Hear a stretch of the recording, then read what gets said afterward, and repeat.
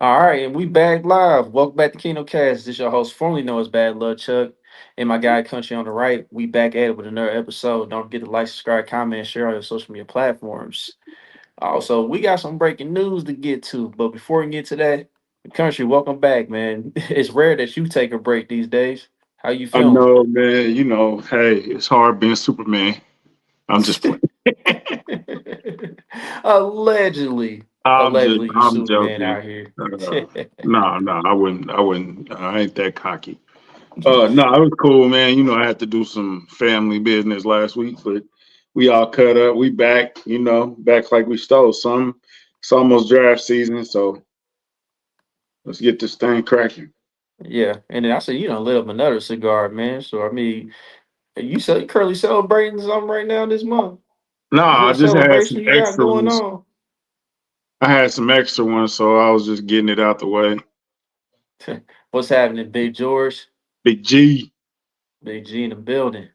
Oh, you can I share your referral link now. Okay. StreamYard, stepping your game up. oh shoot, we getting paid. We can get paid off StreamYard now. Is that what we doing? Yeah, I just noticed that. So yeah, we'll get to that in another episode once we figure that out. Anyhow, man, let's go and get to it, man. Breaking news: Adam Schefter, Shefty, Shefty. the lead guy. Ohio State offensive tackle Josh Simmons is visiting today with the Colts and Friday with the Chiefs, which is tomorrow on April the 11th. Mm. Now, I want to talk about what you had mentioned to me in the chat. You said that you heard this from Cody and Gold, like on the 96.5 fan, and the rumor is Yeah. that Brett Veach is not No, a no, fan of it was Ohio State. Fesco. It was Fesco in the morning. It Oh, wasn't it's Cody Fesco. Go because It was I was Fesco. going into work, so it Okay, had to be Fesco and go. I mean, okay, Fesco and go. Fesco and Fesco and Dusty. Likens, Yeah, Dusty, Dusty. Dusty. All right, so Fesco, yeah, so Fesco, he brought out this rumor that Brett Veach is not fond of Ohio State players, and I found that hard to believe. I'm like, I've never okay, heard that before in my life. I don't know where y- that came from. That's why it hit me so hard because it's like, is that true? Like I've never heard that before. He is the I don't, Michigan guy though, right? yeah, I don't believe it though, man. Like Uh, if I you don't can play, believe you can it. play. But he hasn't. He damn sure like SEC guys because that's Yeah, all we. You know what I'm saying? So I don't see no proof to it. But because have we ever drafted an Ohio State guy? I don't think so. I'm trying to think You of. We don't even talking about? draft a lot of East Coast guys. We don't draft a lot of. I We do mean, draft a Michigan guy. We had a Michigan guy, Mike Dennis from Michigan. Um, yeah, who we draft on the East Coast? We don't have a lot of East Coast dudes on our team. yeah, man. We mainly touch on the South for the Yeah, most part. Georgia, LSU, um, Texas, uh, Texas Tech, Texas A&M. Big 12, SEC guys. We I don't see a lot of East Coast guys. That's crazy. It's Yeah, too much stuff over here now. I don't like it. yeah, but anyhow, man. So my question to you is this, man. Like, is this just Brett Veach just like just squashing those rumors? Like, is really like a smoke screen, or is there some legitimacy to where the Chiefs are possibly looking at offensive tackle in the first round, despite us getting I'm Jalen Moore? thinking. I'm thinking. Smoke, smoky in here. Oh, nah. Um, no, I think they really just doing their due diligence, bro. You know what I'm saying? You gotta. This is the last tackle we probably gonna bring in, but we brought in every single tackle you can think of that I know. Every single guy with a name has been brought here, except the kid from Missouri. But I think we talked to him too, though. But he didn't have a top 30 visit. But Hmm. they're just doing their due diligence, bro. They've talked to everybody that there is to talk to. It's just this is what great GMs do. You know what I'm saying? Like I'm sure Philadelphia has talked to everybody that they looking at. You know what I'm saying? So I think it's a bit of a smokescreen though. Um, I think that not only we might be interested in offensive tackle. I doubt an offensive tackle, especially. I doubt Simmons is there at 31, bro. It just don't. It don't really make any sense why he would be there. And Yeah, if you but get anybody else, it's probably a reach. Who would you get? Connor Lee from yeah, what is he from Oregon? yeah. I mean, that is an option. You know, I'll say this, man. Like stranger things that happen in the draft. Like there's guys Definitely. in the past where many people projected to go earlier, but then they somehow end up later in the draft. Like they still in the waiting room. So Still stupid. no, it's not a blunt boogie. It's not a Book, blunt. I said boogie. You can hop on here anytime you want, bro. But you ain't Think you gotta hopping do, on here, man. but nah. But yeah, man. Like we done seen in the past. Like we done seen some names where people thought they was going higher than expected, and they slide later on the draft. They still in that green room just waiting. So Man. So, okay, all right. So let me pose you this question: when is the last time the Chiefs took the consensus favorite for them to draft in a draft? Because the only person I can think of right now is Eric Berry. that's probably about right. Because even when we drafted Eric Fisher, that wasn't the consistent favorite. The favorite was Joko, right? It was So originally, but then like right before the draft, I mean, it was clear that it was gonna be Fisher. So it did change a little bit. you think he And Henry part two? Okay, I ain't mad at that. that's an interesting take. He's Yeah, good. He's a good running back. So, but I'll say this, man. I personally think it's a smoke screen myself. I'm with you on this one, man. Like, Brett Veach is just playing chess per usual. So he doing what he doing his job. That's what he's supposed to do. He's supposed to bring in if offensive tackle is the weakness. I need to see every offensive tackle that's available. And I a lot of these guys, I'm not too hyped up about the offensive tackle class because our guys don't tell the truth, and then the guys that we respect around the league or locally are all saying these guys are either right tackles or they're guards. I don't want that. We don't need a right tackle. We don't need a guard. We need a left tackle. We got Jalen Moore, and if he falls to the wayside, we need somebody to back him up. So I'm I'm gonna be honest with you. I'm a little nervous about Andy Heck's coaching of offensive tackles because he ain't came through yet. Not yet. You know yeah, what I'm saying? So um I wouldn't call Kingsley a failure, but the panic that they showed and how they handled him, that's not something that I would lean on. I'm not too hype about what Andy Heck is gonna give me this year. You know what I'm saying? So I think we will get a tackle. I don't think it's gonna be the first round. I want a guy that's gonna play. I feel like if you get a first round guy, I'm not getting a first round flyer guy. No, no. I don't want a guy with injury concerns fresh out the gate, and then he's not going to even play the first year. That no, I don't like that. now I want to present you with this scenario as far as the Chiefs go. Let's say they are at 31 and they go a different direction. Like, I mean, it A just trade back, depends. You said who? a trade back, or are you talking about a different position? Nah, a different position. Oh, okay. So I'm thinking like, you remember when Brett Veach? You remember Brett Veach press conference in February? I think it was a little. It was like right around. It was like during the scouting combine, I believe. Hmm. And he said like he was very interested in this running back draft class, and I still believe that.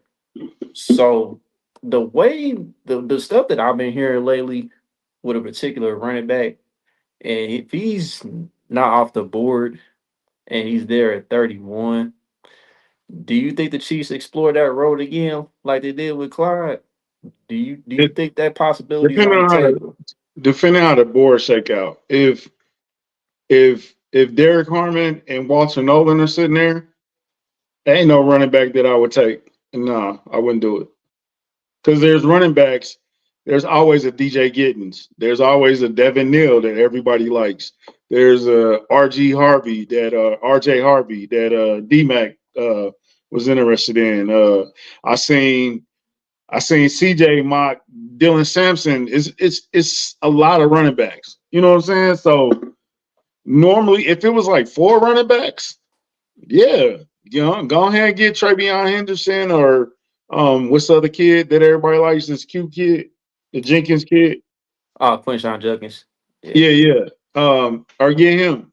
But it's a plethora of running backs in this draft. Like there's running backs all through this draft, bro. You ain't gotta rush that.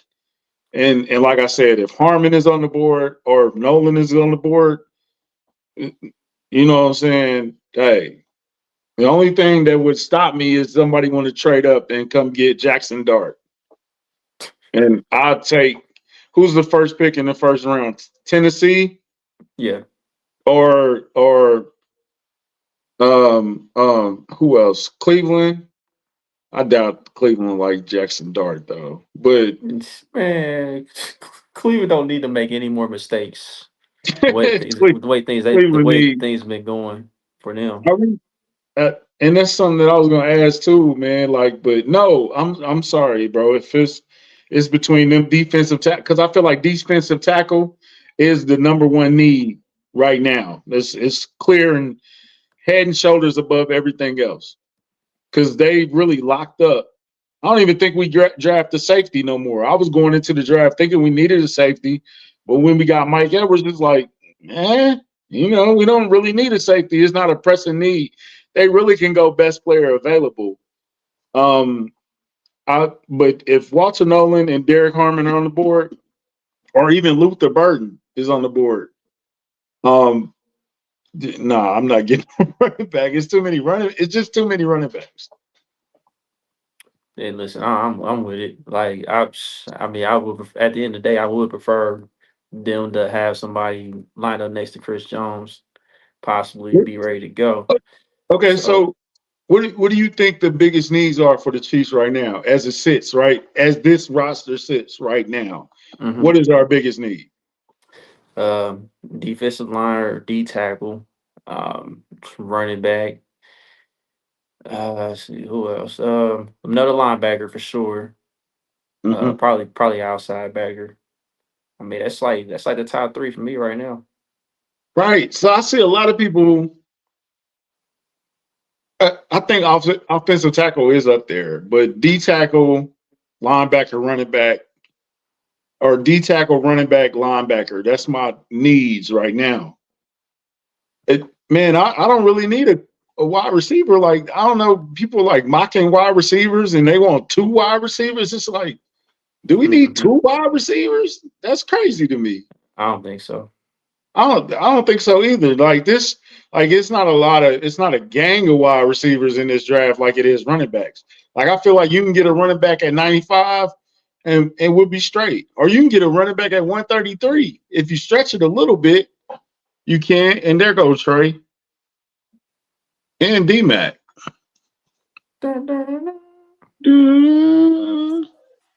Why can't I put What's up with it, Mac? Hey, what's up, guys? How's it going? what We up, D good, Mac? man. We just sitting So there I'm talking about the telling this breaking fool we news. don't need no damn running back in the first round, man. What you You still looking for God? We talking No, about why I gotta no. be a fool? No, I was bringing I out a was just joking, hypothetical, bro. I was bro. just joking. I was joking, bro. I was joking. But D Mac, Golly. I'm saying, bro, if Nolan or Harmon is on the board, bro, it's plenty of running backs. I could take another running back. I'm not. Look, you want to take a running back in the first round? No, No, he's just I was saying the putting out a possibility. hypothetical. Yeah. That's all.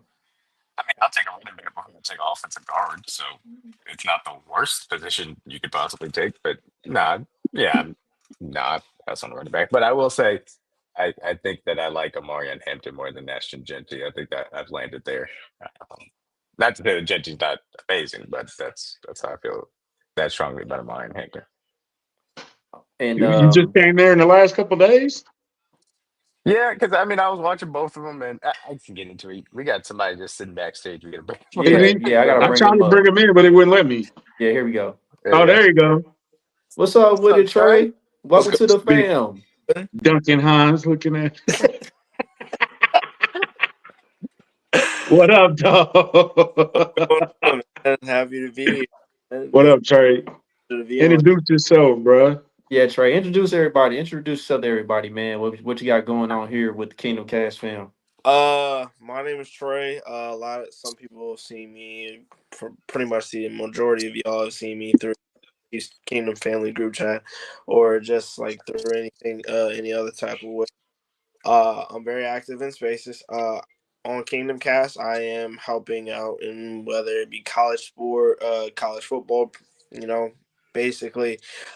So helping out, going through all the prospects and whatnot, going out and trying to get a little bit, giving people a little bit of a background on where they go into school, what they were like in college, and basically what basically who might be a good fit for us. Not just in the current rounds, but maybe in the later rounds, as things go on. Basically, so yeah, just going through the collegiate type of the collegiate prospects, seeing who else could be the next potential chief. He said all that and didn't say the name of the damn podcast. Jesus Christ. Oh, my The bad. new host, him and DG are the new hosts of the Red Shirt podcast. It will be focused primarily on college athletics, college football, mostly. Not any like localization, but pretty much the top Just 25 or whatever. So yeah, He just could have we're he gonna could have get our said that Mizzou himself, stuff in start country. there. off. We're gonna get our KU stuff in there. So Sorry, and yeah. K State too. He Uh, could have said that himself, country. look, He Golly. didn't say it, bro. could have He told didn't. me. I know, I get it. But it is what it is. Uh, if y'all think it's gonna be like something on 610, where you think that it's gonna be a whole bunch of KUs, it's not happening. You got a Missouri fan and a Texas fan making a podcast. You're not gonna be getting a lot of KU support. Uh, I You know, you can't gotta keep it wait. fair though, somewhat. I Somewhat. can't. Somewhat, we're gonna show a Somewhat. little bit of support, but y'all not gonna be seeing something like shout out C Dot, but we're not gonna be We're gonna seeing. talk about Jalen Daniels coming back for his eighth Yeah, year we're not eligibility. talking about how great that. He got a 6 year? Yeah, somehow, some way. Man, I'm Nah, sorry, but I didn't mean to. man, yeah, but nah, DG, shout out to the Red Shirt podcast, man. yeah. So do you have a launch date on that, or is that still to be determined? Oh my, It we're not for sure, and that's something me and DG do have to have. It was something that we would rather get started on sooner than later. We got a lot of teams who they're finishing up spring ball, or they're just not getting started. I think there's something. There's no exact date, but we know it is coming very very soon. So ZOU. yeah. man. I But hate yeah, the way the new comments are in StreamYard. I hate it, bro. It's I don't I don't like it either. But it's ugly on I will be None of this jumping the in every same. time Florida State got a big game, though. I'm just gonna put that out there right now. Every I time got the Florida State update. about to whoop somebody ass. Okay, go ahead, bro. I'm sorry. Well, that ain't happened in a while. Look, Shut up, it's D-man. gonna be a lot of great games, man. It's week one is full of a lot of anticipation. Texas, we talked about Texas with DG. Texas and Ohio State, they're gonna be starting off the season. Uh, you got Alabama and Florida State. Alabama's heading into Tallahassee to take on the Seminoles, and a lot of new stuff has changed there. There's a lot of things, a lot of good games that's going to be happening here very soon. Uh, I mean, it's just you're gonna start to see a lot of a lot of teams where some of their players who you thought might stick might hit the transfer portal. Uh, Missouri saw a little bit of that today, a little here and there. But I think that the thing is like we're now getting to that point where teams are starting getting an understanding of who is going to get how much amount of playing time and how the player is going to react to it, whether they're going to stay or whether they hit the transfer portal.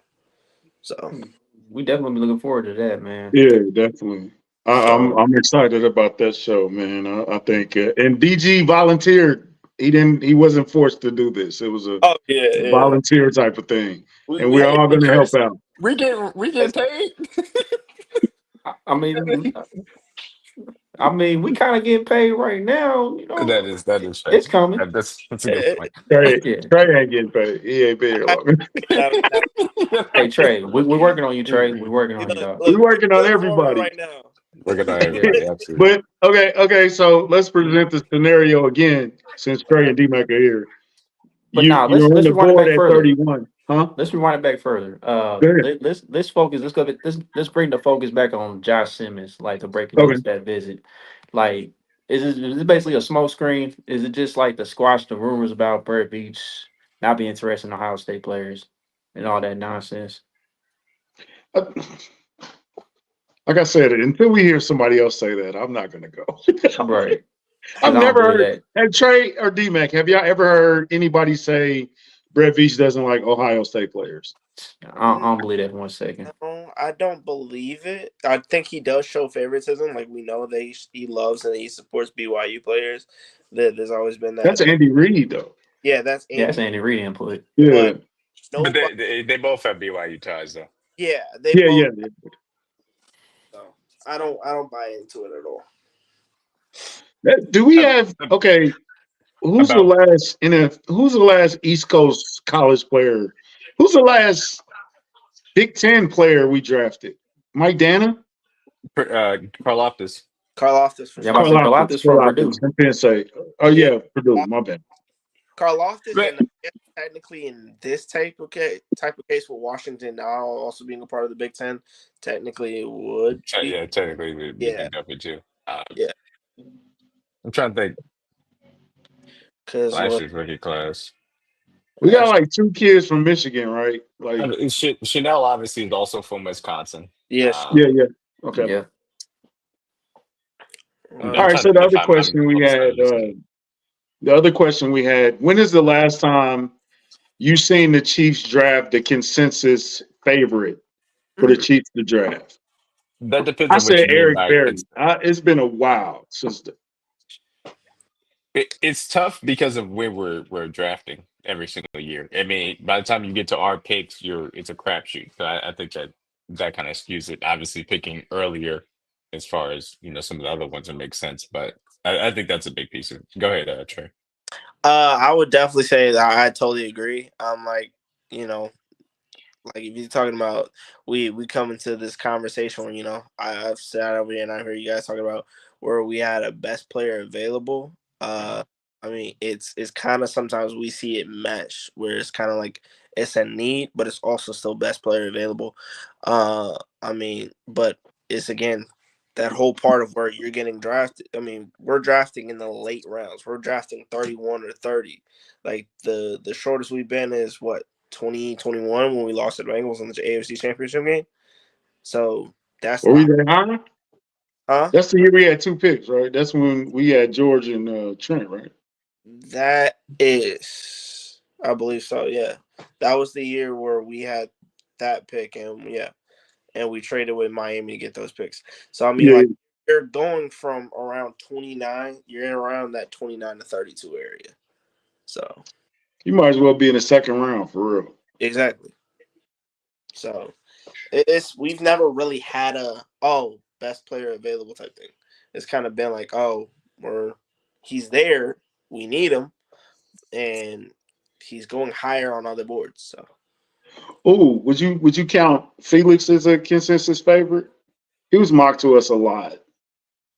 I'm I still think people mocked the wide receiver to us in the first round, though, even when we got Felix. there were Yeah, go ahead, Matt.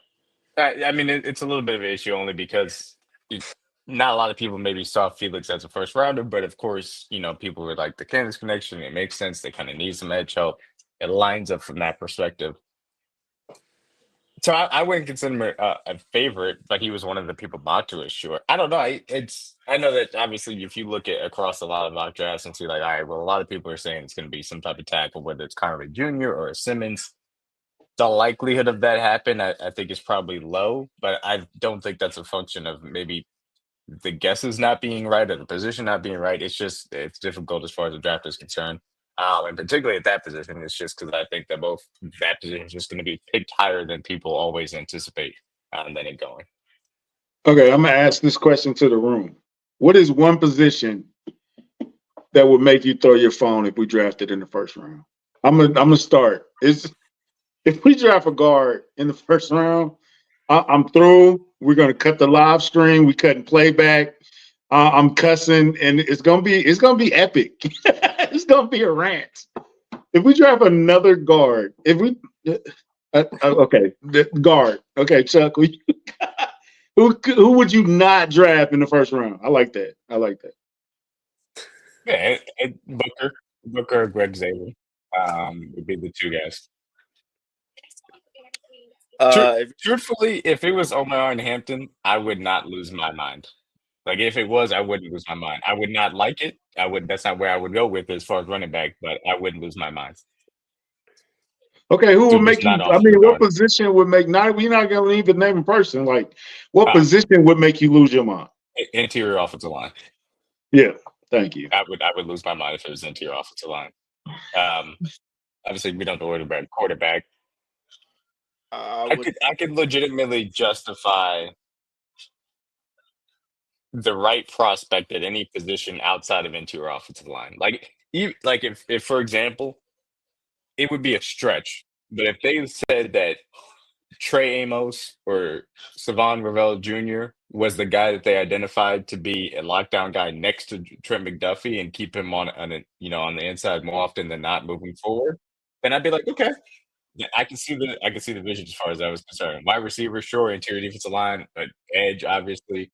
If it's Malachi Starks, absolutely. I have no issues as far as that's concerned. So any other position outside the interior offensive line, I can justify. That's just the one I can't. yeah, I was definitely gonna. I would definitely agree. I'm like, I understand. I saw somebody say the running back position, but again, kind of like Mac said. I mean, this is the thing. Me and Mac have been.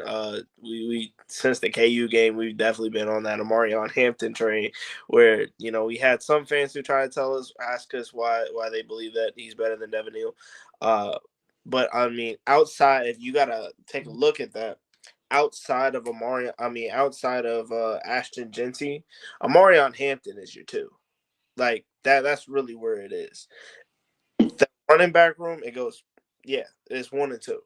So if he's on the board and you're sitting over saying we really want to bring him in and we know that he's not going to be back around, I wouldn't be opposed to it. I would definitely say if we try and go get another center, I'm absolutely going to be livid.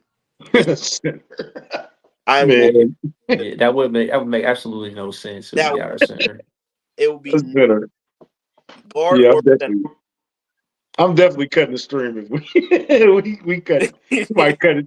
We might peace out as a channel if we draft like a center. Really, Chuck, who you got, bro?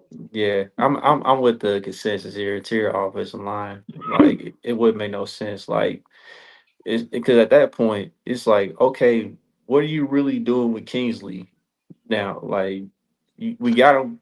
Everybody here, everybody rejecting on the play left guard for next season, and then you drafting another guard. It's like, what are we doing here? Like, what are you doing Yeah. with this kid at this point? So What if that I was added? What if I added tight end and safety? If it's I close to say Loveland or Malachi Starks, I'm cool with it. Yeah, that's the thing. I think the thing about what people don't understand, like when people who don't really watch college football, and they said, "Hey, what's this?" Is there a safety that you? Malachi Starks is the #1 game changer. He's a game changer in so many. He lines up in so many. He's very versatile, and he's the definition of a playmaker. So I mean, if he's there, I would not. If we get him at 32 or 31, I'm not mad about it in any way, shape, or form. Uh, Same thing goes with any of the interior defensive linemen. Is if it's like a Derek Harmon or a Walter Nolan or whatnot, I'm not upset at any point. Absolutely not. So Yeah, I wouldn't trip off a secondary like if we get drafted somebody in the secondary, I wouldn't trip off of it. But as far as tight end goes, the only the only legit first rounder I'm seeing is Tyler Warren, and that's really it. Like if we reach for a tight end, I would be pretty upset with that too. Man, I've and seen somebody had us trading up for a tight end. I was like, trading up and a Hell tight no, end. hell no. not. That's I love Mason Taylor.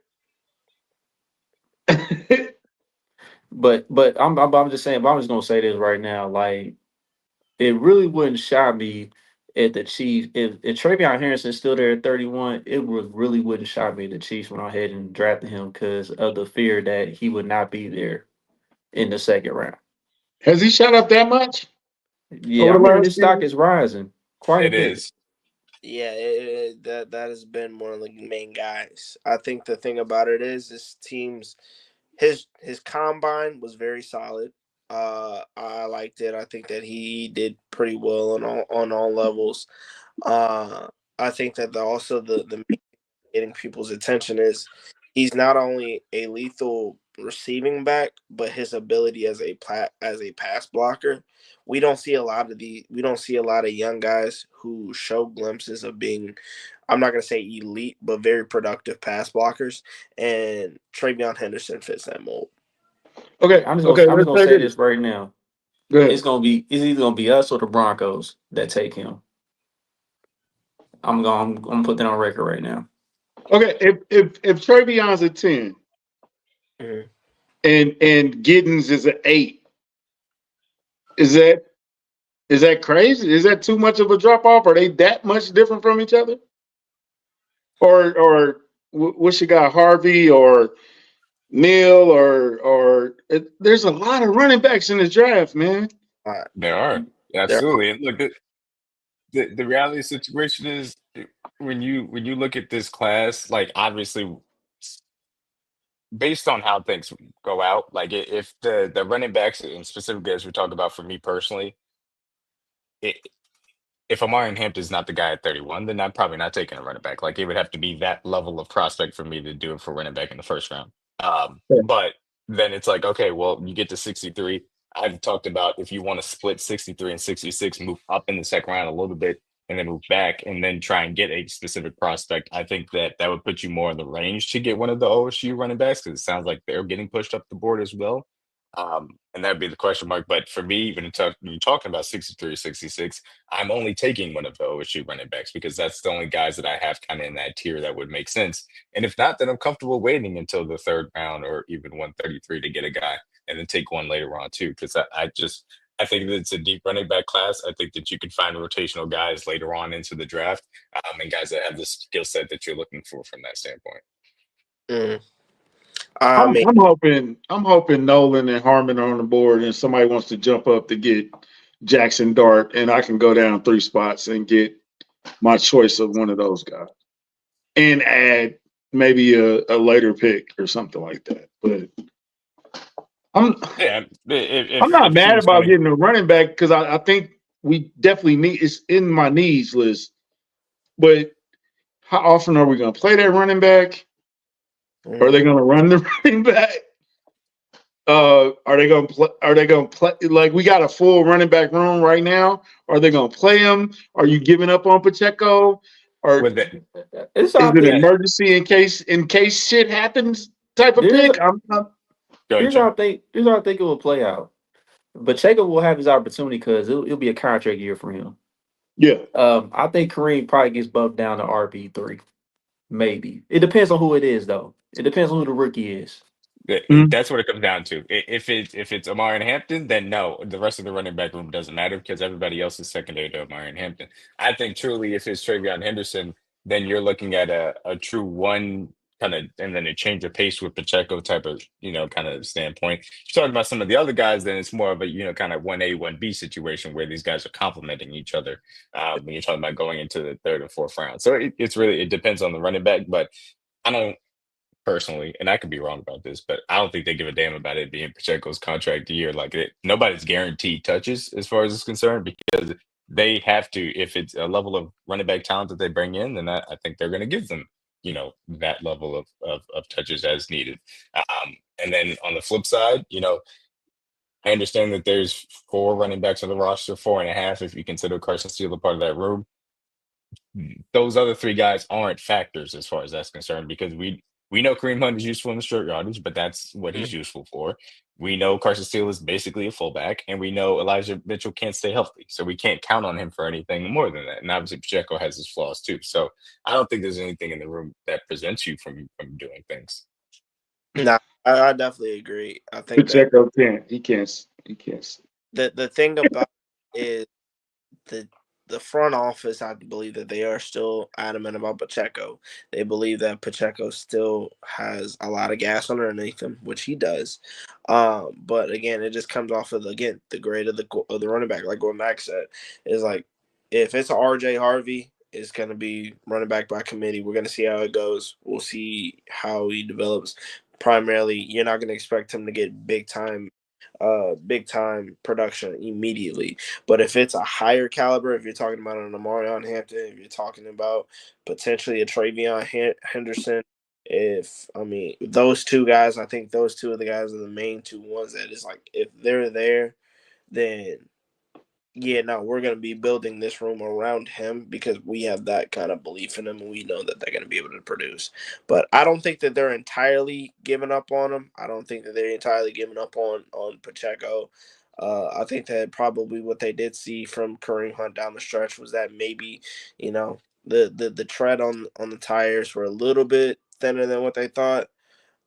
Because I mean, Well, they ran the hell out of him yeah, first. they, yeah, Yeah, immediately off the they, couch. they they didn't help. they said 27 carries. I'm like, Right. dang. Okay, so here's a question. Okay, let's categorize these running backs. Mm. Give me who's your home run hitters, who's your speed guy, who's your double in the gap guy, and we're gonna use baseball terms because these are the only baseball terms I know. And who's your single hitter? Like if you was categorizing it like in a baseball term, Genty, Hampton, these guys are home run hitters, right? Who else? Is anybody else in that? I think I Trayvon's in that class too. Trayvon's Yeah, definitely as far as home run hitter, yeah, Genty would be the doubles guy. Uh, like he's your classic, more so two hole getter where he's just gonna go gap to gap on a consistent basis. Some of his breakaway speed isn't to that level, and so that's why it limits him. But Ryan Hampton, Trayvon Henderson, true home run hitters. You talk about singles guys. I mean, that'd be Cam Scottoville because he doesn't get tackled behind the line of scrimmage. Jordan James, also from Oregon, it's as far as that's concerned. Um, for me, more of the underrated doubles guys, RJ Harvey um, and Quinton Judkins also kind of fit that bill. Quinton Judkins is not underrated; he's pushed up the board. But RJ Harvey is my guy as far as hitting consistent doubles. And then DJ Giddens from K State, Damian Martinez from Miami. Those are some of those guys. And then other home run hitters further down would be Beishan Tulin because of that home run speed. And then you can get to, Raheem Sanders too. So that would be the ones for me. I don't know if Trey has some other ones that would make the list. no, I definitely would. I think another guy who might be a guy who could be those underrated doubles guys, definitely Caleb Johnson, running back out of Iowa. I think that people at first they heard a little bit of smoke out of him in college, then things kind of went away, and now they're like, "Oh, where is he?" The thing about it is he. I don't think he's ever left. I think that he's going to be one of those guys who, because of how deep this class is, his name might get caught up, but as soon as he makes his presence known again, he'll probably you'll definitely see the production starting to show. I definitely believe in Rocket Sanders as well. I liked his game when he was at South Carolina right before he transferred over to Arkansas. Wait, no, he went to Arkansas first and then transferred over to South Carolina. Dude, transfer credit. But yeah, it's just one of those ones. It's like you got your smaller guys. Yeah, you got your Damian Martinez. He was very productive over at Miami. DJ Giddens, he's been at Kansas State for I believe all 4 years. So you've seen that, Kansas State, they love to run the ball, and I mean he's gonna always be productive. So I mean for the most part, he's pretty much hit all of them. So yeah. Are you trying to build something like the Lions got, where they got the two guys, and you got Gibbs and you got what's the other guy's name? Montgomery, Montgomery. Montgomery. Dave Are you Montgomery. trying to build that in Kansas City? Can you build that with Pacheco? Yes, I do think so. I think Pacheco I know David Montgomery is a better running back than Isaiah Pacheco, but I think he can give you what David Montgomery gives to the Lions as far as that's concerned. Just you got to have that explosive element to your backfield. That is what you should be chasing, and that's why when you're talking about Chiefs guys that you could be targeting, like Cam Scottville isn't what this team needs, and it doesn't use it necessarily on a consistent basis. I think Caleb Johnson for Iowa isn't also what we need because he doesn't run the way that we ask our guys to run. Um, so and this is the difference and why I say both Ohio State running backs are 63, 66 products because Quinshon Judkins has enough explosion to his game, even though the primary aspect of his power, he's still a guy that is so good at the other things that he could still be a three down guy. So, yeah, I mean, if I think that Pacheco is good enough that you can have a tandem with him. It's just you got to bring that explosive element to go with him. And if you want to create that Detroit Lions type of thing in your backfield, that's cool. Reality situation is you're never going to have a Detroit Lions volume because we don't run the ball enough to have it, but you can have that element by pairing them Oh, together. I was just about to say that. oh, Bottom line is this. There's a few things. Bottom line is this. What happened with Pacheco last year? Pacheco saw Kareem came out the gate performing well, and like he's about to get his job took. So that's why he came back there you earlier go. than he should have. And you saw the results. He wasn't as effective. He was struggling, playing through the foot injury. I believe it was a foot injury he was battling through. It was a And fibula, right? Yeah, it was broken fibula. Yeah, yeah, yeah. yeah. So like I mean, he got an off season to get right, and we'll see how it turns out. But as far as like building the Detroit Lions backfield, I the likelihood of Pacheco being here after this season, I just think that's probably gonna be out the window at this point. Well, if he, And like what D Max said, we don't really use our running backs the way Detroit did. But now Detroit, they got a brand new coaching staff other than Dan Campbell. So I'm interested to see how that's gonna play out. yeah. So Okay, and we'll move on from running backs after this. Kansas City has a history of great running backs: Jamal, Priest, Christian, Barry Ward. Hell, Larry. we got Marcus Allen. Larry was What good. does a Kansas City Chief running back look like in this era, though? What is a Andy Reid type of?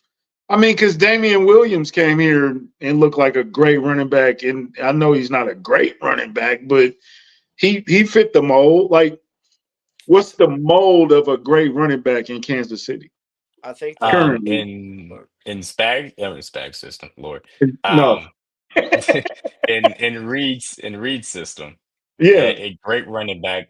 If you're talking about a great running back, I mean, obviously Jamal Charles is gonna be the first thing that comes to mind because obviously that's what Reed was able to use. But a guy that has the explosive element to him that is going to get you consistent doubles, and then has the home run speed to make guys miss and take advantage of space effectively because that's what Andy Reid does best when is designing an offense, create space both in the run and the pass game for the running back to take advantage of. So if you're asking me, and I'm going to take Omar and Hampton Nash and Genty out of this. But if you're asking me out of this draft, who fits that bill at the absolute max peak of that? It's Travion Henderson, no doubt about it. That is the guy that takes advantage of space, the best out of the first round guys in this class. Um, and he has everything that you would ask for because he's great in pass pro, great catching the ball, like I said, takes advantage of space, make guys miss in the phone booth, can run in between the tackles when needed, but also has a special element to his acceleration. Not necessarily to the Jameer Gibbs, Jamal Charles level, but still a special element to that level as far as acceleration. So if you're asking for the ideal Spags back or Spags, Jesus, the ideal you got Andy Reid Spags back, on the right. I know it's for some reason I'm thinking about Spags all day. If you're asking for Defense. the ideal Andy Reid back, it's Defense. Travion Henderson. And then I would say if you're talking about a further down guy, I mean, I'm a big fan of RJ Harvey. He mhm. maybe secondary to a guy like Bayshawn Tootin as far as that specific type, but those would be the two guys that would come to mind. And Dylan Sampson's a part of it, but I have him. I don't. He's a wonky evaluation to me. I don't know what it is. Is there a LaShawn McCoy type of guy? Because that's another running back that excelled in Andy Reid's system. That would be Tootin, Eh, or you know what? I would say Because more I'm so thinking Damian of a guy that Martinez. can Damian run as well as Martinez catch, Damian Martinez for me would be yeah. the answer to that question. who Yeah. has been brought in on the top 30 visit too, since we love top 30. Hey, bro, Oh, I didn't know. don't I get didn't see Damian mesmerized work by on top another 30 others. visits, guys. Bro, We that I don't like when people think about it and be like, oh my God, we're really taking it for consideration. when you're talking about a top 30 visit, we got to put this to bed, because I've seen this all over social media and they be like, oh my God, why is he doing this? A top 30 visit does not mean, oh, we might be really, really considering drafting him. We're looking at everybody on however the board goes, because for what we know as the board can go completely left. They don't want to be sitting over here just looking at it like, oh, we didn't expect this to happen. We're being over prepared. That's what the front office is doing. The You're doing contain your due diligence. Yeah. They're going through they're flipping up every rock that they feel like might need to be flipped. They're going from sea to shining sea to trying to figure out, just in case if something happens, what might be an alternative. Can you imagine just bringing in guys you thought were going to be available for you? It would be a waste of time. Come on, man. Like, it would be a dead giveaway. Like, no, we're just going to bring in guys we think we could get. Yeah, like we literally just did our local pro invite. So we just it's from Missouri, Kansas State, shoot D2 schools like UCM, Northwest, like every school that might have a prospect around here, we're sitting over here, we're giving them the time of day. Does that mean we're seriously considering them? No. Did we bring in McDuffie for a top 30 visit? No, we did not. I think it was like we didn't even talk to him. Believe he was the there. reason why we didn't need to bring in Trip McDuffie or top 30 visit, because we knew three things about Trip McDuffie. The health was completely picturesque. We knew that he was a good character guy, and we knew how clean the tape was, which is why when he fell down the draft, Brett Veach was like, I got to go get that guy because he's spectacular. You don't bring in those types of guys because you know everything you need to know about them. Or you talk to a bunch of these guys at the combine. These top 30 visits are for the guys that you don't know enough about, like a Ja'Cory Cross-Merritt, who you may have talked to at the Shrine Bowl, seen him perform well at Arizona, and be like, okay, well, let's get him in here. Let's see what the testing looks like. Let's talk a little bit more and see what he really is, because maybe we didn't get a chance to talk to him a little bit during All-Star season. So those are the things that really come to the play, because you got to remember, the Shrine Bowl and the Senior Bowl are things that happen while the Chiefs are still in the playoffs. Right. So those things are limited opportunity. Like, obviously they have scouts and people that'll still be there, but it's different necessarily than what, that process looks like for teams that are now going deep into the playoffs on a consistent basis. So the top 30 visits are not necessarily always going to be for those top level prospects. We went through this on Tell the Truth as far as our last 3 years worth of top 30 visits. Yeah. You'll find some top rated prospects on there, but you won't find a lot of them. And it's very specifically for, they know what they're getting as far as those guys are concerned. Yeah. I think I would go more when free agency comes up in 4 years. That's when I would look at the top 30 visits. Like, okay, we got film and all that stuff. That's interest. But right now, as far as drafting, I don't think top 30 is an indication of anything. Top 30 visit. No. Go ahead and change the name of this. When people see top 30 visit, that means like, oh, they're really interested. We just got to call it an interview. It's basically another word of saying, hey, you're coming in. A formal visit, yeah. Formal interview. Because, we might just be interested in, like Charles was saying, we brought in every left tackle. We brought in every left tackle that's out there. I think, we're interested in left tackle. That don't mean we're interested in that particular guy. We've looked at all of them. That's due diligence. That's what you're supposed to do.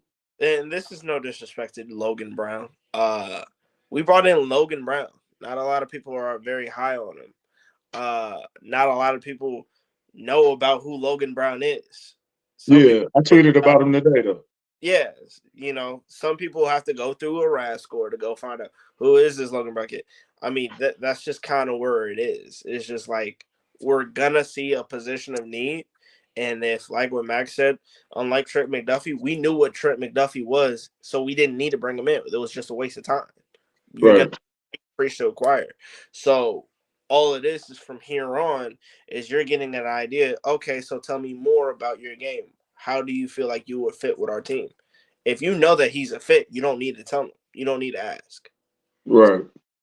So how do you feel about the Simmons visit? Do you think it's a smokescreen type of thing, or like we said, it's due diligence? You know what I'm saying? They need to do it. They Yeah. need to do it. They need to figure out, and obviously, the thing about it is you got to think about it now. The combine was at least I think it's what considered a month and a half, but really 2 months ago now. So there is a level of, hey, we checked you out at the combine. We saw where you were as far as your recovery is concerned, because this is what it's about. Josh Simmons, I mean, there's some question marks about the level of competition for the tape that he showed in 2024. I thought he was good against good competition in 2023, and then was great against some iffy competition in 2024. I, Mm. he is a first round tackle. If he's healthy, there shouldn't be any question about it, as far as I'm concerned. And I think this is generally consensus. They're like, okay, saw you at the combine. How in the last 2 months have you progressed? Are you looking stronger? Are you feeling better? How has the recovery process done? Because that at least can give you a little bit of an indication for Rick Burkholder. Bolkholzer? Burkholder. There you go. That's what I was like. I Who knew is I was messing up. Burkholder? That was Yeah, the that That I was wild, dude. butchered that name. To see what that progress looks like. So that, and it's a major injury. It is a patellar recovery that is difficult, especially for a guy his size. So yeah, it's due diligence, but it's needed due diligence to figure out if they like it. But I just and I put out the tweet before we started it. I don't want people to get their hopes up, because there is not a more scarce resource in the NFL than tackles, and it's very difficult to find them, and you have to draft them, and usually you have to draft them early. Yeah. And so maybe they could trade up and go get a tackle. That's very possible. But if Josh Simmons gets to the Chiefs at 31, then something's probably still wrong with his medicals that has turned team off of him. And are the Chiefs going to be comfortable with taking that swing? Should they? Because it's going to be hard to take that swing on a prospect that's his level, regardless of the tackle position. Yeah, I think you could argue that. So I don't, Chris. Yeah, I was struggling with that name. What? Yeah, I don't know. It's difficult to parse that out. Why he can't fall to the 6th round like normal health issue guys do, Trey Smith? Yeah, really. Smith is an interior offensive lineman, and Josh Simmons blocks guys like T.J. Watt. I'm not scared. Yeah. Okay, here's a question. Um, is there too much time between the combine and the draft? Is that too much time? Should we uh, move the combine back a Who are little bit? you? The combine? Because the combine's in February. We're mhm. in March or There. April. Is that too much I'm I, time? I'm sure there's a good reason why it is where it is. But the NFL likes to have the ability to, dominate the entire calendar. And so eventually when they go to 18 games, I don't know, maybe they move the combine back a week. That could be possible, because they'll Mm-hmm. be moving the entire season back a week at that point. But they want to have a hold on all of February, because you get into after the combine, then it's like franchise tag stuff, etc., and free agency moves. And then you get into new league year in March, and then obviously April is all about the draft, leading up to the draft in April. And then May is a schedule release. Then all of a sudden you're doing the organized team activities in June, Next and thing you know, you're back in training camp. exactly. There So is no off season. right, There's and so that the NFL likes the calendar the way it is. yeah, Or do we yeah. do we feel like because we're usually playing in February, does it feel like is maybe it's longer to other teams that don't make the playoffs? They're like, man, it's when For is the sure. combine? But Yeah, when you're playing deep into January and into February like we are, oh yeah, I mean it feels like there's no break in between, because there Yeah, is like none the in last few between. years, it's Yeah. okay. Super Bowl combine's like next week, so we're good. I mean, It you ask helps Brett Veach if 'cause- he feels like if there's a break either, he feels the same way. Go ahead, Trey. I was just gonna say is like when you're playing competitive ball and you like when you actually have, let me not try to put it out there, forget it. When you have something to be happy to look forward to, it feels longer. Like when you're sitting over here, you're a team that's like really struggling, and you're going through a lot, not only just on the field but in the front office. Like it feels like you want it to last longer. But I like, for me personally, I like the timeline. I don't think it needs to be changed because again, it's you want to be able to again prepare yourself for the unexpected, expect the unexpected. That's kind of what free agency is great. It is like, and this is why I love free agency because expect the unexpected. A lot of the stuff that happened in free agency, nobody really saw that being an option until it became an option. Um, I think that it comes to that point in time of where, again, you're not disregarding every prospect. The prospect that you look at, you want to go into more in depth. You're trying to find it, especially these hidden gems, these guys who might go fifth, sixth, seventh, maybe even undrafted. But they've made a lot of work, whether it be like NAIA, Division II, Division III. A lot of these guys who aren't getting as much publicity, you're willing to take a little bit of extra time to get to know them a little bit better, get to know their game, what do they resemble like, and whatnot. I mean, it just kind of goes. It's to each his own. But me personally, I don't think that there's an issue wrong with the timeline. Yeah, I think that all these sports leagues, for the most part, they're very strategic with the events, as far as like where to put them at for like each month. You know what I'm saying? So with the NFL NFL, don't care, bro. They trying to take over, bro. They already I'm took not, Christmas. but now hold on. Here's the thing: we know the NFL is king. We know what I'm saying. We know that already, but between like that, like February and up until April, like with March, I mean, they're aware of what's going on with March Madness and college basketball, so things gonna slow down a little bit during that month. But you see, we in April now, and things are starting to pick back up again as we get closer to the draft. So, I know that it's time when I'm starting to look at when I wake up and I see Mac McMullen from the Chiefs talking about here's some guys to look out for in the draft. That's when Right. yeah, we're really to that point now. mhm. So Man, yeah, Mhm. it's just NFL is king, bro. All right. So I know both of you guys watch film. All three of y'all watch film, a lot of film. So who's a guy that you were maybe looking at someone else and then they popped off the screen at you? Is there anybody Ooh, that you looked at and said, "Oh, wait a minute, I I know I'm like this looking at question. him, but who's So that?" Go when ahead, I dude. when yeah, I was gonna say there's two guys, well, three guys actually. So mm, first one was I was watching James Pierce Jr. and I kept seeing this interior defensive line. This is way back. This was maybe in December. And I kept seeing this interior defensive lineman keep popping. I was like, who is this kid? It was Omar Norman Lott, a guy that's kind of pushed up the draft boards as being a possible second round guy. I love what he does. He only plays rotational snaps at this point, but if you were to bring him in, the rotational pass rush juice that he could bring on the interior with Chris Jones would just be spectacular. And I'd love to see what he could do, even in limited, just immediately. And I think that he does have enough functional strength that he could develop into three down guy. So he was the first one. Second one, everybody was talking about the Texas A&M edges, and I see, and obviously Trey knows, seen plenty of them when they played across the SEC. But that's when I think Shamar Turner is a more underrated defensive tackle as well. He popped off the screen a lot. Obviously, you're going to see a lot of these guys that have a lot of column as far as I was scouting a lot of defensive linemen. Um, and then third guy was Vernon Broughton from Texas. I was looking at Alfred Collins, and I kept seeing them bring Vernon on for third down pass rush stuff, and I thought that I liked what he brought to the table a lot mm. on a consistent basis too. Um, so those would be the three guys. As I watched more of the Texas tape, I actually liked more of what I saw from Cam Williams on the other side of Kelvin Banks Jr. Not to the point where I think that he's a second round guy, but if you're talking about 95, I can get with it. And then, training him up to replace Jawan Taylor in the last round. And I think, yeah, because and then I will say this: I was watching Ole Miss initially for Jared Ivey, and then I saw Princely, and I was like, oh, I like Princely a lot more. And I'll say that. And then I was watching a lot of Iowa State for Jaden Higgins, and then I was like, I like Jalen Noel more. So those would be the guys that come off the top of my head.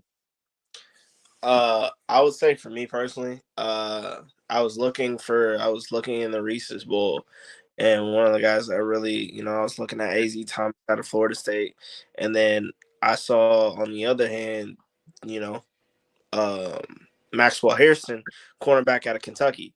I was like, dang, he really is a very physical corner. Is a guy who can really stick with a lot of guys. I'm like, dang, I like him. And another guy I would definitely say is, I mean, it's just you kind of get a sense of the different type of players that might be there until you see how they do, against the best of the best. For me, there's just a multitude of things. Mac put me on for RJ Harvey. I would, unfortunately, I really wasn't able to watch a lot of Big 12 this year as much as I would like to. But he definitely put out on the tape for there. Um, Jaden Higgins. I like the actually both like how both Jaden and Jalen Noel both did in the Reese's Bowl. I liked how there's a multitude of places. So all in all, I would definitely say for the tight end component, I was definitely looking at, I believe, Elijah Arroyo because there's a lot of steam building up to us. So I was definitely watching him as well as Terrence Ferguson, the tight end out of Oregon. Me and CJ are like this. We on the same level when it comes to Fergie. Any Oregon prospect, I'm very much so.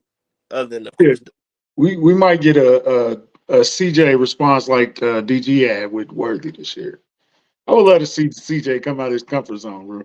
brother, if we're able to get If we Fergie, draft He Fergie, said he he gonna too come about that chill. oh, seat. I would love to see that. if we get Fergie, you might see me something crazy. But You'll be there. We can share it. look, I'm just saying. So there's a Chuck, lot of anybody you know this Chuck? I'm gonna be honest with everybody, man. I haven't had the opportunity to watch that much film this year, but with these 2 weeks, bro, it's go time, it's crunch time, and everything. I gotta find the time to really lock in. But D Mac and Trey did name some of the guys that I did like. James Pierce. You want to know what's crazy about James Pierce Jr.? Like Tennessee, they low key did some things on their defensive line in the past few years. Like you got Byron Young, who's doing his thing with the Rams. I know I'm missing somebody else right now, but Tennessee's starting to low key be like a defensive line factory in a sense. Texas A&M. I know that's already been mentioned.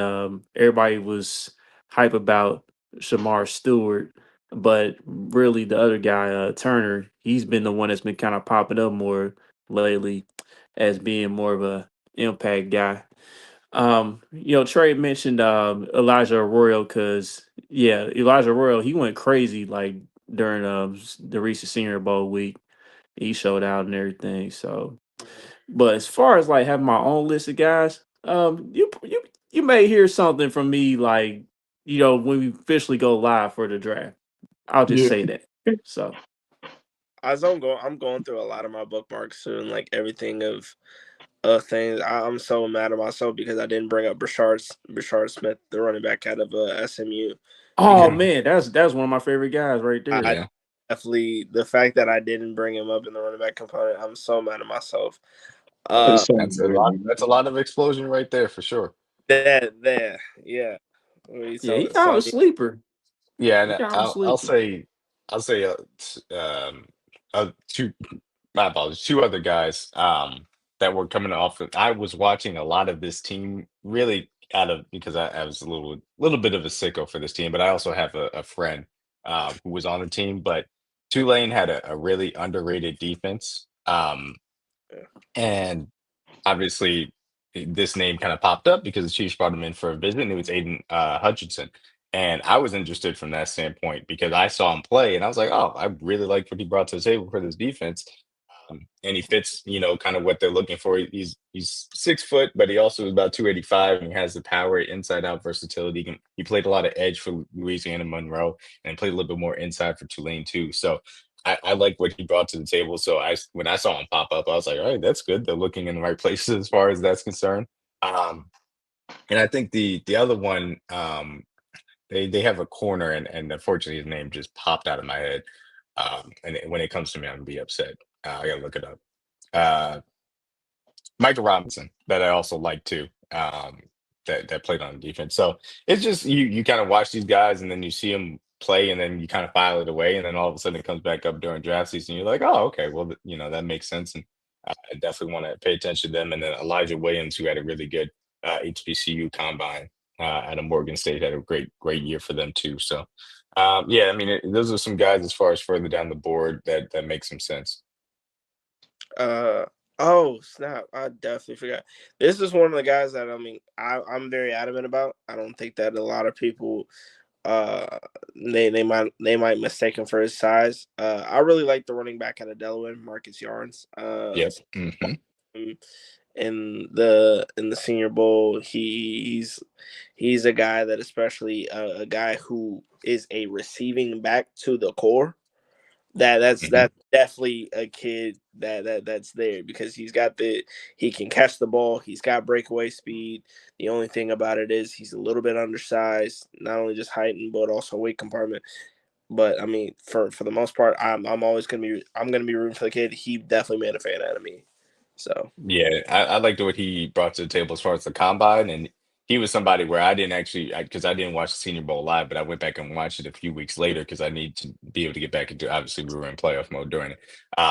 So when I went back and watched it, like I was like, oh, I need to pay attention to Marcus Jones because I saw what the combine kind of looked at for him, and obviously Delaware. You're not going to find a lot of Delaware film, but I found a little bit to say that I wanted to see more of him, and obviously I liked what his performance was, and definitely like you said, a later, sixth, seventh round receiving back. If he gets to UDFA, absolutely. But bringing him in would make sense, for this room just in general. So I definitely like him as an aspect to bring him in. He can end up being a practice squad guy ultimately, but it would So, make sense to add to the room to develop. so I want to ask you guys,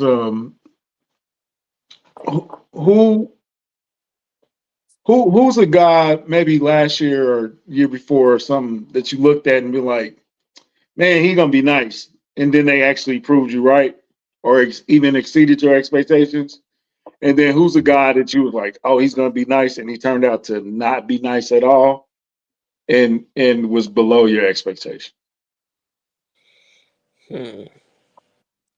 That's a You good got to you question. gonna make me go back and look through some of my draft rankings and figure that out. dude, Man. dude, 'Cause- We can come back to it if you want.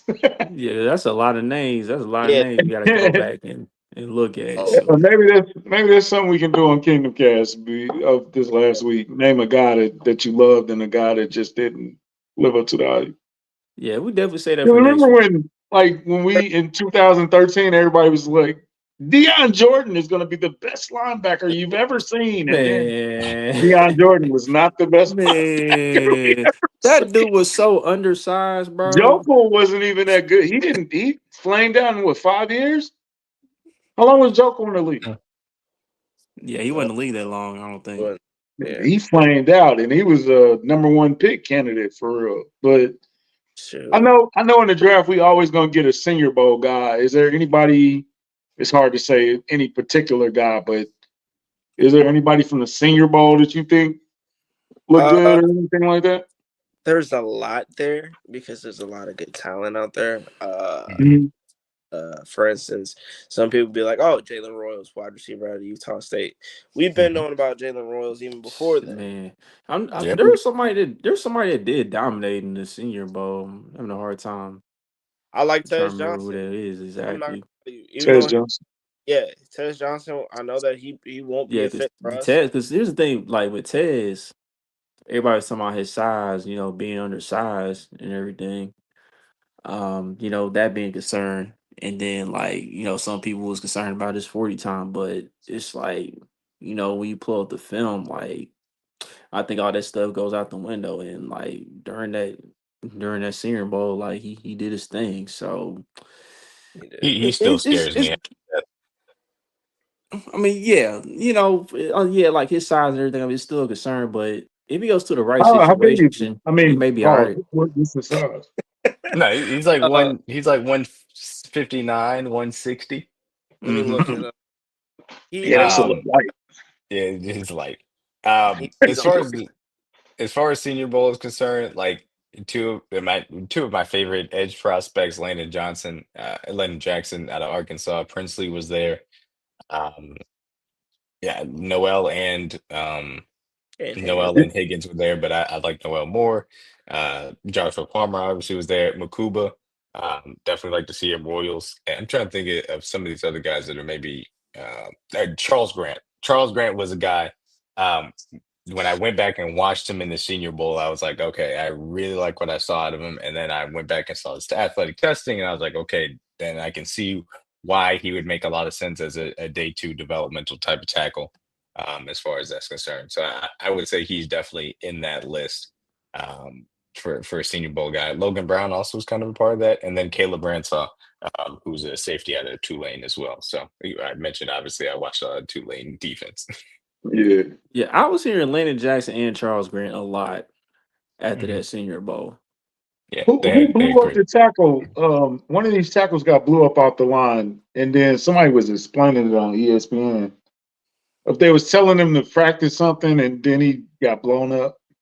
Damn, I can't don't know think of who that was. I don't prospects remember. from the D line move because you had Deion Walker, you had Sanders from South Carolina. Yeah, I mean you've had there's a lot of great guys that were out there. So I mean, I wouldn't be surprised if any of them came from there. But for me on the Reese's Bowl type of thing, definitely I agree. Jaden Higgins, Jalen Noel, especially because he's a Kansas City native, so I'm always gonna root for him. Uh, I definitely felt like had he played, he definitely. I don't think that people would be more and more wondering if he's going to be a top 10 pick.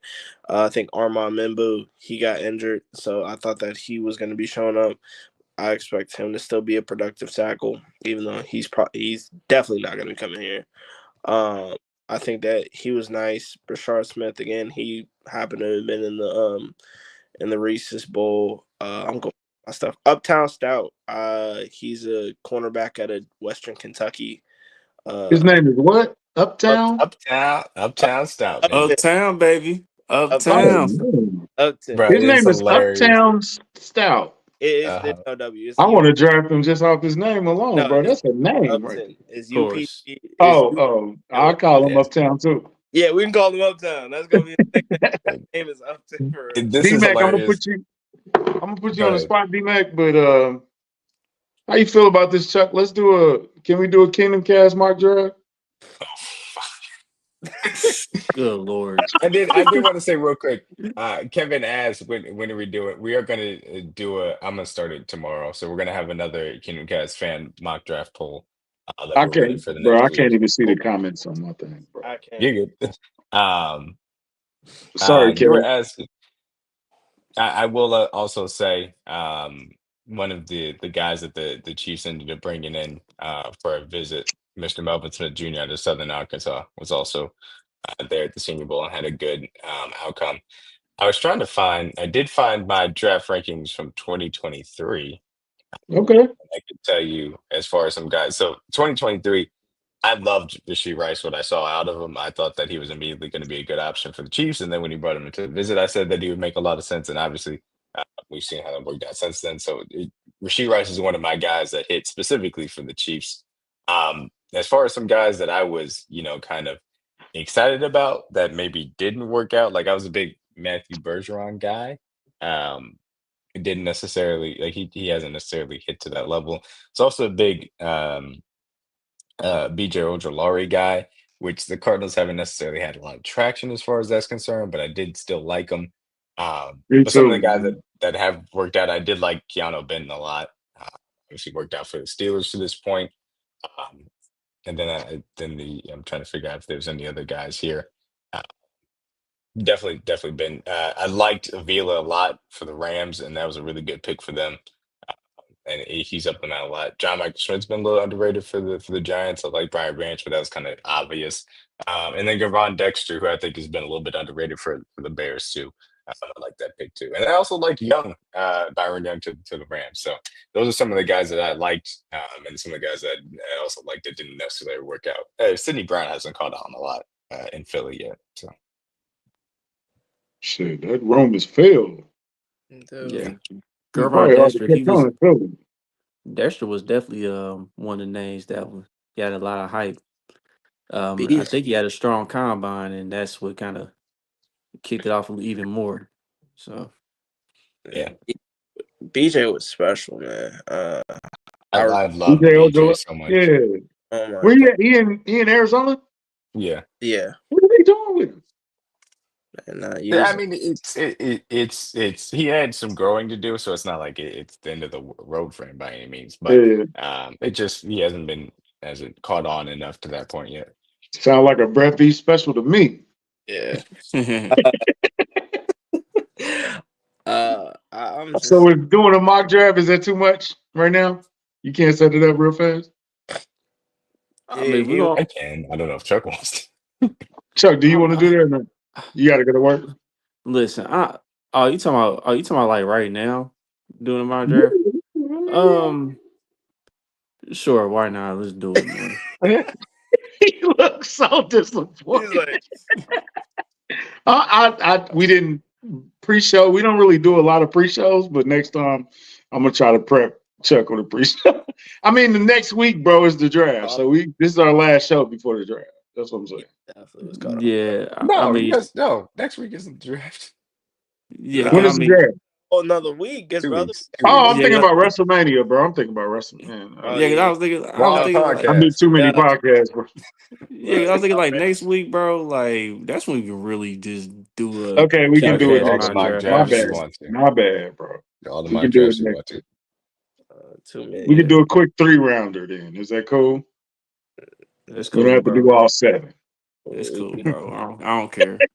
Look, but I ain't gonna lie. Man, y'all drag me to this my draft stuff. All right, I'll do it, Hey man. man, it be looking so fun. I'll tell the truth, bro. I just had to steal that from my bro. Country be that SpongeBob meme where Squidward is looking out the window and Patrick and SpongeBob are running by his house. Yeah, Yeah, but yeah, that's exactly how he's feeling. They having It's like, all fun right, over bro. there. It's like, all yeah. They right, don't bro. ever invite me on the show, so man, I just be jealous. I think I know who. Right before we do this, I know who you're talking about now. You're talking about Mike Green. He's talking about that video that blew up of Mike Green, the edge out of Oh, Out okay. of Marshall, yeah. Yeah, and Mike Green Mike gonna be Green a is dog. He is Mike going Green to. is somebody that should go top 15, if not higher, in this draft. In my opinion, he's the second best edge after Abdul Carter. And definitely Senior Pro has something to do with it as far as getting him to that point. It I was love what he Mike brings to Green. the table. Yeah, it Yeah. was. Who did he blow up off the edge though? It was He blew up Oh. Josh Connerly. Ah. yeah, that's Mm, exactly what I was talking about, Trey. Mm-hmm. mm. I think I sent I'm it to doing. you. I sent it to you, I think. Yeah, I Like, don't know. man, what's up with your boy? I don't want this That guy. thing went viral. What's up with your boy? It definitely went viral. that joint is, went is this My your viral. left man's? stroke Is just this went your man? viral. This your man's? That's funny. I'm like, I kind Man. of felt bad, bro. I texted on my work face like, this could go Yeah, one really. of the ESPN guys was like, "Yeah, it really wasn't his fault." I'm like, "That look all his fault, bro. I don't know. I don't know what you're talking." I don't know how getting blown up by It another. looked like. Yeah, I don't know. Hey, The coach told check. him to do this, and then he did. I'm like, bro, but he got blown off the ball. Like, bro, that ain't. Never mind. That was. Yeah. What you want to do, Chuck? Let's go and get to this commercial break before we get up Okay, out of here. Commercials. Shout out to the good people at Underdog Fantasy. I think aren't they doing an NFL draft type of deal with Underdog? Yes, there All are right, so NFL drafts. Yeah. yeah, so yeah, you be able to go on there if you haven't already. Download the app, use our promo code KingdomCast, all one word, all caps. You get up to $1,000 in bonus credits if you deposit up to $1,000. yeah, So again, use that promo code at KingdomCast, all one word. But yeah, they yes, got some please. NFL draft stuff going on. You predict who goes where, what position, I believe, for like certain players. So there'll be more details to come with that. So Looking forward to that email Underdog. right. Yeah, that February check. Anyway, I got a So I with got that a being no sweat bet I need to use on Underdog Fantasy. I'm sorry. Keep going. I still no, got you like two good, hundred bro. fifty dollars. I haven't even looked. I haven't betted They in months. do.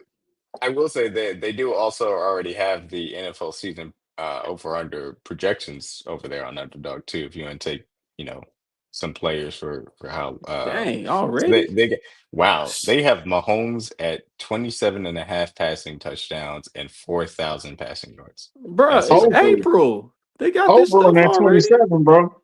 We haven't even. Are we at 11.5 wins over on that too?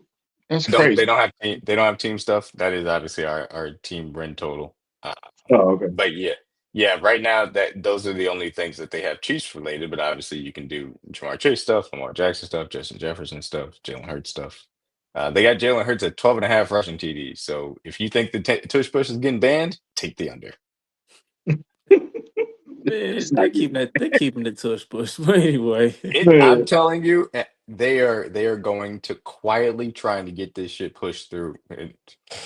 They're gonna No pun quietly intended. push They're it back. gonna quietly try and do this under the radar after they do the schedule release in May. They're They're gonna they're quietly going to push. try to they're outlaw gonna it. come right back to the table. Hmm. You hmm sure We'll we want see. to do this? You sure? You We'll double sure? see. Right after they announced that 18th game. I'm not gonna But lie to you guys. I'm actually kind of shocked that Underdog has this on the board because this is really a. Do you think that they're banning the tush push? Yes or no option as far as it's concerned. Otherwise, 'cause that's a free space. If you think they're banning it, then take the lower, and that's easy. Yeah, easily. right, right. So yeah. Before we get up out of here, man, I wanna steer away from football and salute to some legends, man. Inside the NBA, Chuck, Shaq, Kenny, and Ernie, they doing their last NBA regular season show on TNT. I I know thought it'll they be They're got there the for not the show. going playoffs. nowhere. They're going on ESPN. Nah, but just on It's the TNT last though. one. TNT. On It's the last TNT though. TNT show. They Yeah, still regular doing their season. show. They still doing their show next year Yeah, I though. thought they Yeah, moved the yeah, show. but ESPN gonna be different. You know it's gonna be different, bro. It ain't You gonna know, be. Chuck No, got why? that The only, conspiracy I was about to say analyst, you bro. only doing this because you trying to turn this into a LeBron thing. I'm not letting you do No, this, I'm man. They're gonna not. be doing the show I'm next year, though. not. We I'm are I'm not not not, believing it. doing. bro. I'd rather do a full mock draft than talk about LeBron. I'm not talking about LeBron, man. This is not what this is about, bro. This is about Luca. ESPN let Okay. Pat McAfee do his same thing as far as ESPN was concerned. I think they won't change anything as far as inside is concerned man. You want to know why Pat McAfee doing this thing? He because he look. gets ratings. Yeah. Not just that, bro. It's because he gets ratings. Uh, And look, I don't like the guy. I understand yeah. what you're getting at, but it's because he gets ratings. Inside is coming over because he's gonna get ratings. They're gonna let him do their Yeah. thing. ESPN knows it's about the money Yeah, necessarily than about them being some buttoned up network at this point. They've long given that up. So they're gonna let Inside do their thing. Look, I, it's gonna get ratings at the beginning, but I'm telling you, dog, they're gonna slowly but surely try to change some things, Chuck tweak never. some things, Chuck always looking at the glass half empty, bro. like, He always wait for the other foot, the other shoe to I, drop.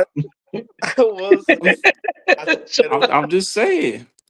I will say it was absolutely hilarious looking up at my phone, and they got Candace Parker's jersey. They got Vince Vince Carter Carter, jerseys. They got Shaq. those turtleneck. That's Yep, crazy. they That's put that John crazy. in the rafter. That was funny. Yeah. Yeah, that was hilarious. I, um, I think that the way Chuck is doing this, he's doing this as a buy TNT, which I mean, it is what it is. They But put on a good show, man. they gonna beat They niggas. did. They'll be all right. ESPN got them, bro. They ain't gonna fall off that far. Look, Hey, we'll see. speaking of fall off, Skip Bayless, man, it's over, bro. Bro, you doing updates in a random hallway, bro. It's dead out here. Skip, You said the random Skip. hallway is crazy. That man was in. Man, Is that that? man was. I legitimately I have not paid attention to anything involving Skip since Shannon left the show. Like Man, even that when he dude was still on doing. FS1 and still doing it, he was just it was irrelevant at that point. So They he got he him No, was doing hallway anything. selfies, B Mac. He just, yeah, LeBron. Like, man, nobody cares anymore. the Skip is over. only Go love your time wife, man. Go be with the, your wife, man. It's time, bro. It's over. the only You're time I pay dead out attention here, to son. the only time I paid attention to Skip was when Stephen A went on there and it was a bunch of nothing though. It was I kind ain't of even disappointing. giving, man. It was a bunch of nothing on there. So Stephen A.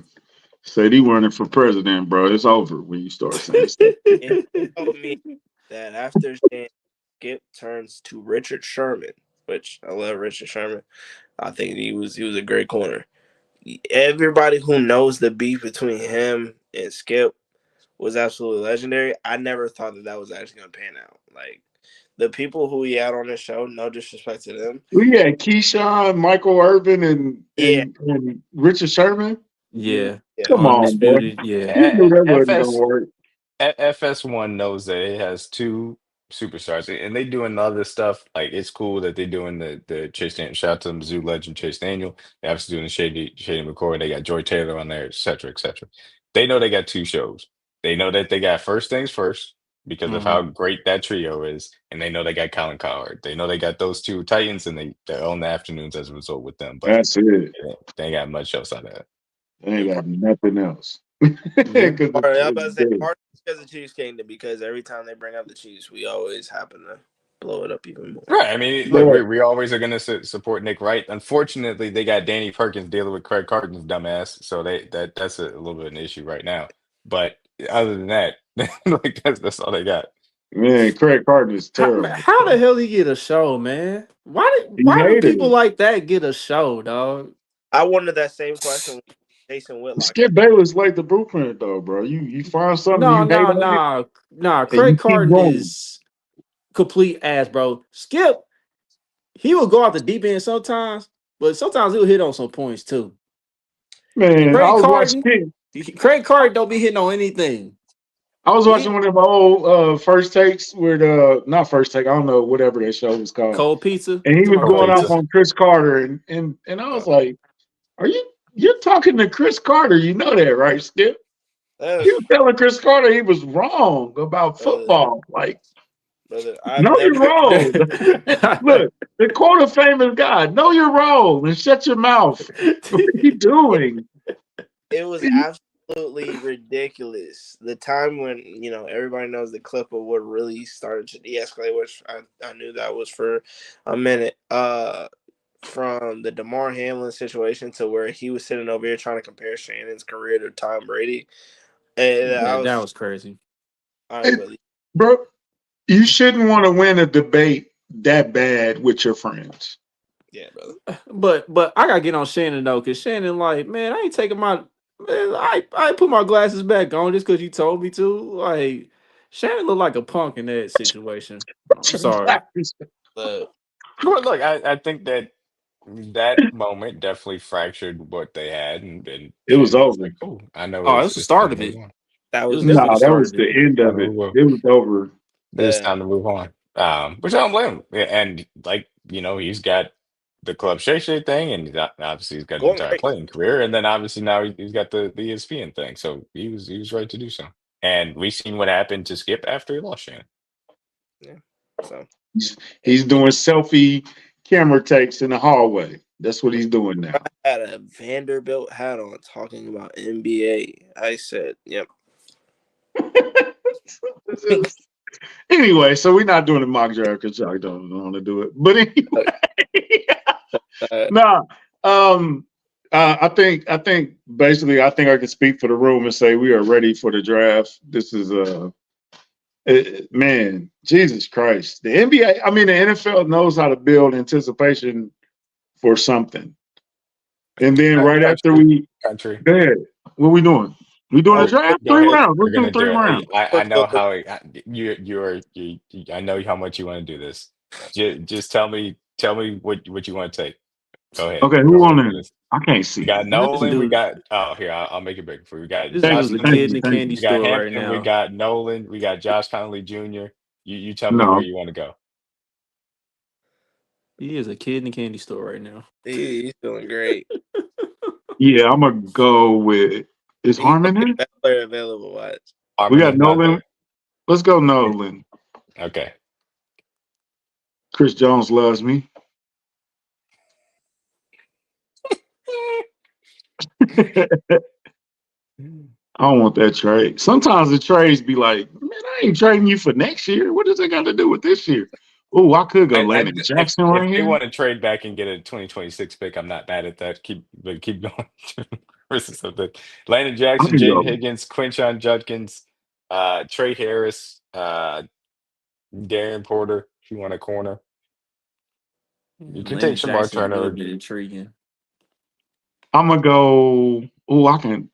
So I really could go edge right here and then come back and get my running back, or Or I Potentially. can go tight end.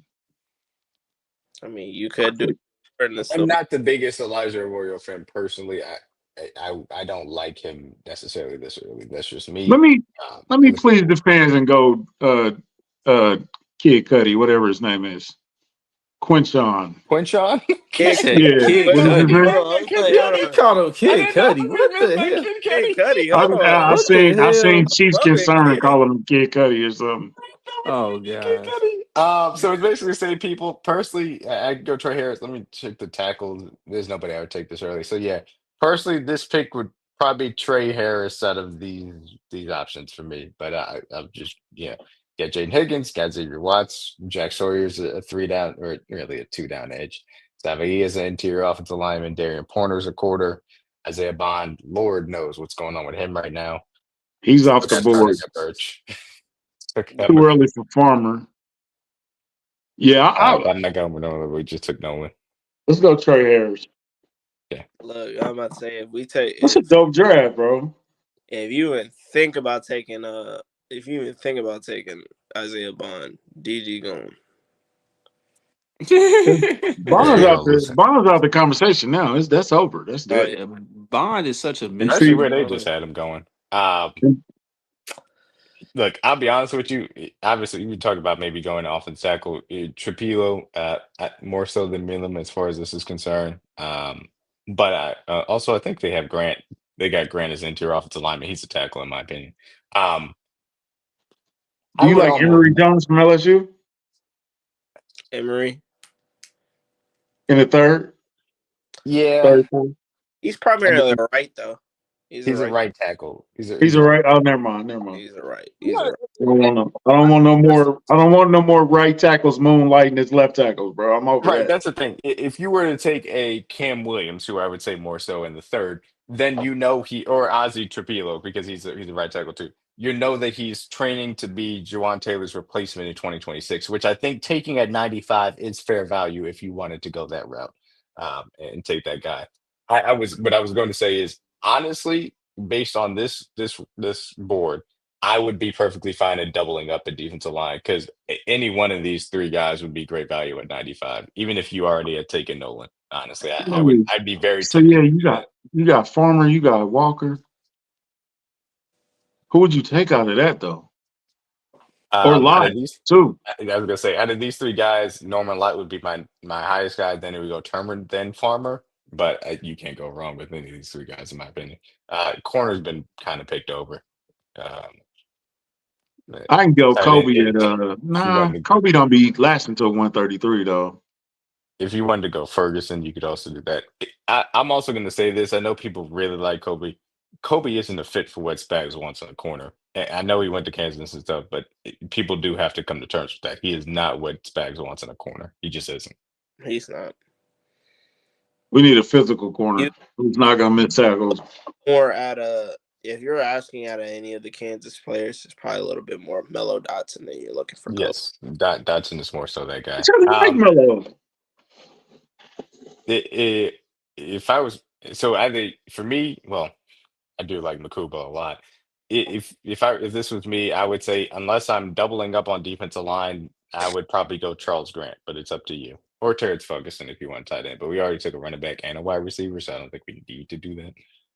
Yeah, I would Very double up on a differential. defensive tackle because I still think you need two of them. Okay. Well, we'll So I take would get Farmers Lott. because that's your guy. Hey, I well, would get Lott. We already got a okay. Florida State guy. We got Robinson. He'll be here for camp. Yeah. You in Florida State, man. Hey, I like look, Florida State. Man. he loves the nose, man. Like Florida State. Hey, Uh, I didn't like Ivy in the top 100. I think I'd be fine with him in 133. You want to do Logan Brown? That'd be the last of those tackles. Nobody in interior that's moonlighting. Oh man, RJ Herbert's still here. None of the tight ends. Corner, Kobe's still there. My guy Noah Williams is still here. If you feel like you want to go DB, um, yeah. All right. If you I go Ivy, Logan Brown, or Noah Williams. What position you want? What position you want, DG? At DG just country. go, Look, Let's go Logan Brown. Let's go local kid. It wouldn't take. In offensive tackle, we can groom him. It's that seventh round that gets tricky. We need a sixth rounder, man. I hate that long ass gap between 133 and then 250. I hate I that. don't I don't I don't mind it only because I don't think there's a lot of great depth in this class. So just taking seventh rounders to get ahead of the UDFA rush, I think is fine. I don't I would what I would put it this way, I wouldn't be overextending myself to get an extra fifth or sixth rounder in this draft. I think it's perfectly fine. Instead of getting an extra fifth or sixth rounder, give me a 2026 fourth rounder. How many picks Perfectly do fine. we end up on day 3? How many when the draft is all said and done? How many new people do we add to this team? It's not going to be 8. I think it'll end up being six. Yeah, I think we use two of these picks to go and move up somewhere just as sweeteners. I think that's what's going to end up happening. Yeah. I agree. It's either that we trade up and we get somebody, or we're gonna trade back and we're gonna pick up a pick for next year. It's either or. Yeah, that's what I think. Jesus Christ ads. I like Yeah. Top Golf, but I don't like it that much. Look, I ain't been top talking dog. Hey, that long. top golf is an arm and a leg, bro. Yeah, that Brother, ad is last crazy. time I went to Top Christ Golf, I was sakes. for the Royals. Okay, yeah. So what position you want, country? As we're in the seventh round. You tell Uh, me the position, I'll tell you the player. do we have any corners? No, we don't have any corners yet. Okay, no corners, no safeties. Uh, Mellow Dotson's still there. Melo's right there. let me go with Melo. Damn, I took Logan Brown and Melo. Fine. I Yeah, doubt they you Those would did. be look. those would both make sense. So I don't think that's Yeah, the they worst thing Yeah, in the they world. make sense though. Yeah.